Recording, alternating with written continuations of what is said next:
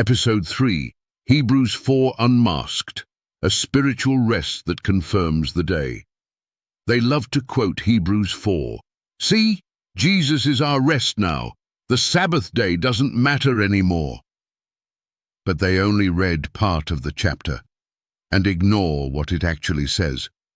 Hebrews 4 doesn't abolish the Sabbath, it confirms it. And if you've been using it to justify Sunday worship or no worship at all, you're twisting the word of God to your own destruction. 1. The real message of Hebrews 4. Hebrews 4:9, KJV. There remaineth therefore a rest to the people of God. The Greek word for rest here is sabbatismos, which literally means Sabbath keeping. This verse isn't saying the Sabbath was replaced with a spiritual concept. It's saying Sabbath keeping remains for the people of God. Hebrews 4:9 is not a loophole for lawlessness. It is a command to continue honoring the seventh-day Sabbath while entering into the deeper spiritual rest offered by Christ. 2. Spiritual rest and the Sabbath are not the same thing. Jesus gives us rest from sin, guilt, and works-based salvation. But the Sabbath gives us rest from labor, distraction, and worldly burdens, one day a week, as a commandment from the Creator.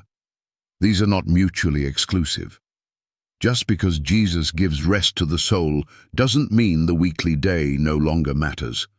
That's like saying, Jesus is my peace, so I no longer need to pray.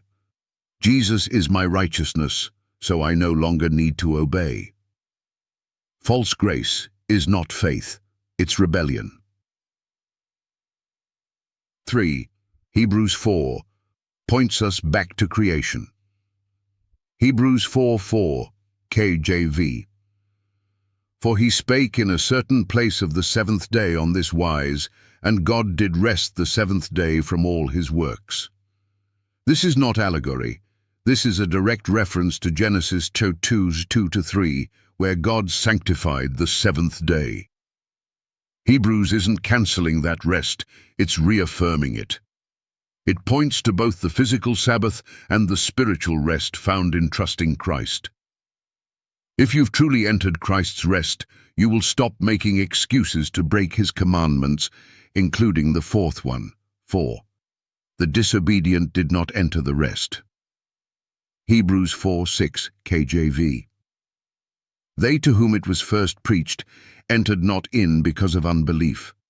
Unbelief equals disobedience.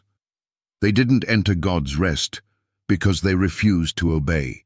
And today, it's no different. Millions reject the Sabbath because of the same sin, unbelief in what God has commanded. Hebrews 4:11, KJV. Let us labor, therefore, to enter into that rest, lest any man fall after the same example of unbelief. This is not about working for salvation. It's about striving to obey God, even when the world mocks you for it. 5. A deception that will lead to destruction. Peter 3:16, KJV. In which are some things hard to be understood, which they that are unlearned and unstable wrest, as they do also the other scriptures, unto their own destruction.